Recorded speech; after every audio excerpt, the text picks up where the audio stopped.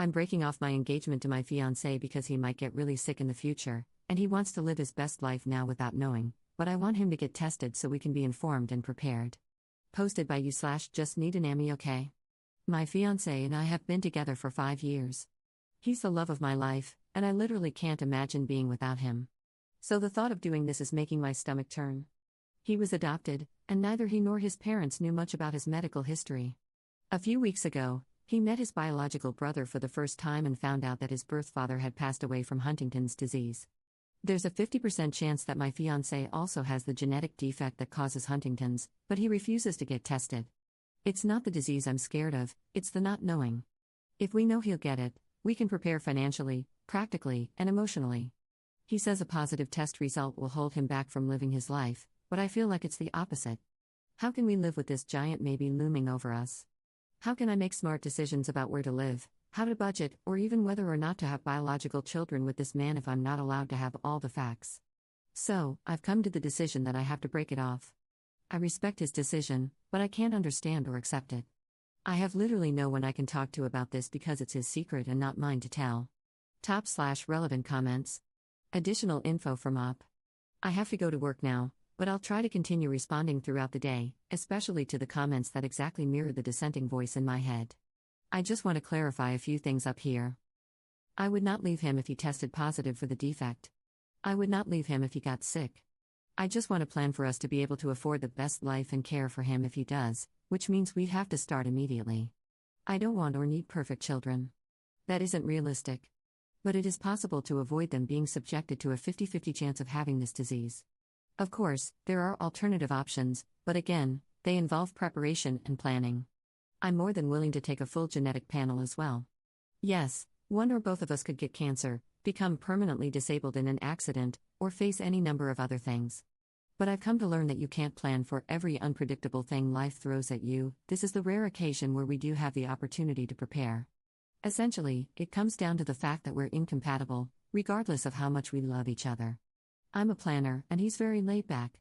Until now, these traits have complemented each other, but unfortunately, they've brought us to an impasse that I don't think we can both move forward from happily. Commenter.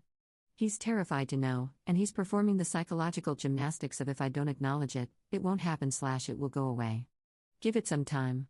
Talk to him, Op, and tell him he can't run from the potential reality, he needs to face it with you. Considering y'all have been together for so long, he should, I hope, have the courage to stand with you and face it together. Commenter 2. It's only been a few weeks. I'd give him time to process and absorb his feelings. Yes, a bad test result can very much affect one's outlook on life, and he'd be the one dealing with it. I know you're there to support him if he got sick, but in the end, he's the one who would be suffering from the disease. It's not the same. Tying your future to someone else definitely pulls you into things you'd rather avoid, so I understand your desire to plan and prepare for what you can, so you can better handle what you don't know and can't control. He deserves your love and support right now. You can postpone or see a couples therapist. Don't throw away a perfectly good relationship because your partner is still reeling from the loss of a father he never knew, the knowledge of a disease that could possibly kill him too, all with the pressures from a fiancé and wedding plans. These things take time.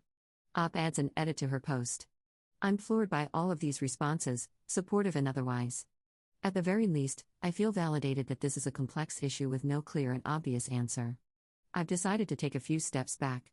Those of you who brought up the fact that a few weeks is probably too little time for him to fully process his possible diagnosis have a really valid point. Just because I want to immediately jump into problem-solving mode doesn't mean it's necessarily the right thing to do here. So, I'm not leaving, yet at least, and hopefully never. I'm going to find a therapist to help me work through my anxieties and give my fiancé some space, not literal, to work through his. And then we'll revisit this conversation, hopefully with more patience on my part and willingness to act on his. Update 7 months later. Hi, remember me? I posted earlier this year about my fiancé who was refusing to get tested for Huntington's after learning he had a 50-50 chance of having the genetic defect. Some of you gave me great advice and support, others the wake-up call I needed, and the rest of you, well, gonna read it. I'm not sure if it was obvious, but I was not in a good place when I made that post. When I stress, I don't sleep or eat. For him, it may have only been a few weeks to accept the situation, but for me, it was a few long weeks of nonstop anxiety where I was lucky to get even an hour of restless sleep a night. I was plain exhausted on top of everything else and only began to consider leaving when I started to hit my breaking point. Anyway, we talked about it. At length. We cried, we fought, we researched, I showed him empathy.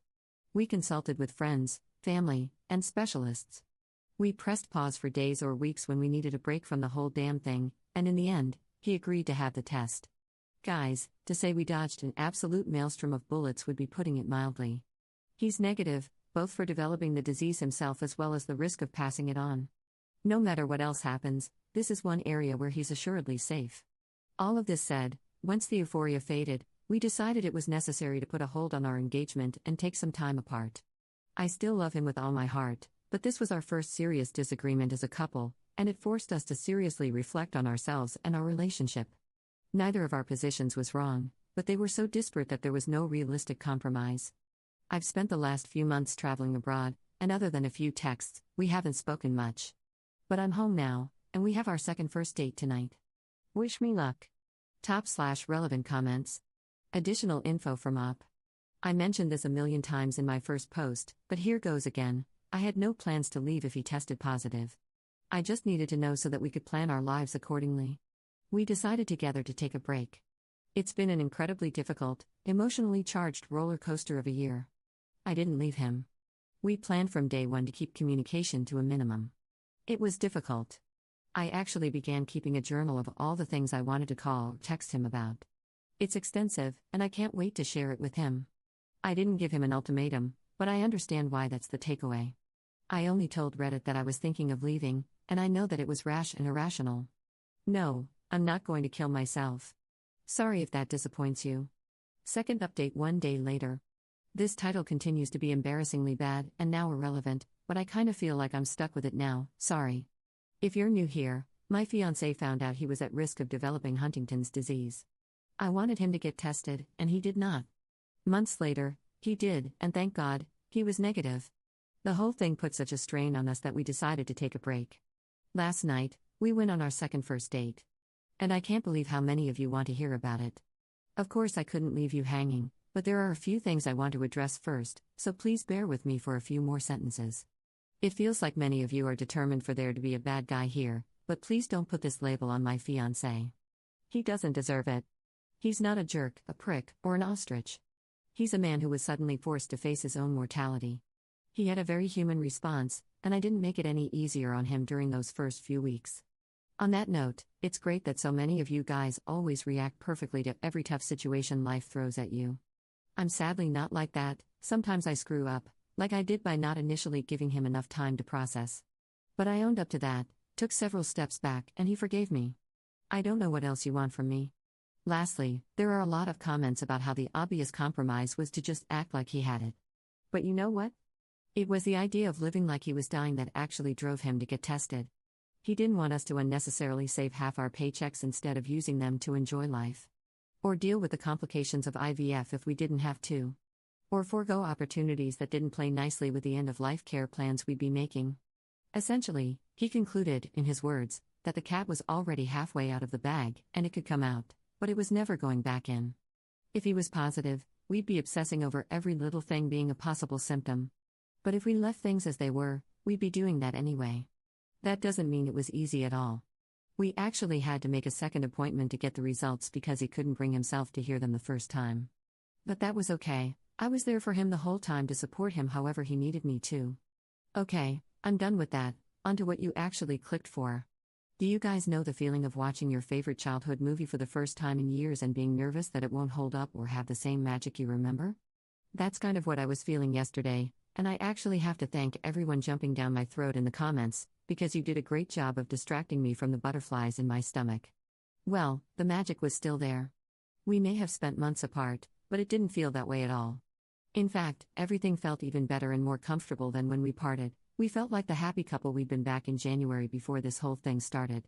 It was like there was a weight hanging over our relationship that was keeping us from actually moving forward despite the good news, and it's finally been lifted.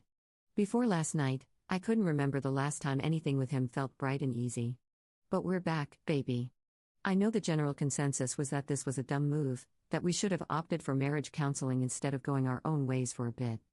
I'm not a relationship counselor, and I'm not recommending this method to anyone. I don't know why it worked for us. All I know is that we were both so drained at the time, and we each had the same gut feeling that a complete separation was what we needed. Our relationship had become far more exhausting than fun, and I honestly believe that we wouldn't have made it if we'd forced ourselves to work together to fix it. Again, don't take relationship advice from me, but trust your instincts, you have them for a reason. And I'm sure you'll be happy to know that he wasn't sitting at home pining for me while I traipsed around Europe not having sex with people. He was busy with his own adventure, he bought a car, we live in Manhattan, so that's a pretty big thing, and road tripped across the country. We stayed up all night sharing stories and pictures and telling each other about the people we'd met. It was absolutely amazing sharing our experiences with each other. I know it may seem like it would have been better if we'd done it together, but there was something really special about living it through each other's eyes. Anyway, we have the rest of our lives to travel the world together. Because we're not breaking up, suck on that, people who were hoping he'd leave me. Look, we know this new honeymoon period we're in won't last forever, but I really think we're prepared to handle whatever other challenges life tries to throw at us. Honestly, there's a pretty good chance we've already gotten through the worst one, knock wood, but even if there's something bigger and badder waiting for us, I'm completely optimistic we'll be okay. So, that's that. We've officially reached the other side of our first major life issue together. Did either of us behave perfectly? No. Are we going to be perfect next time? Probably not. Are we 100% committed to combining our completely opposite ways of dealing with crises into a superpower designed to crush conflict like a 90s cartoon? Absolutely. Thanks for listening to my story, everyone. Roll credits. Top/relevant comments. Commenter. So happy for this update. I was rooting for y'all. I'm so sorry for all the hate you got. I think your position was reasonable, and I understood his as well. Most people who were talking crap have never experienced anything close to what y'all did. So glad it made you stronger. Ops response. Thank you. I think most of the people giving me hate don't know much about Huntington's disease. It's kind of in a league of its own as far as diseases are concerned.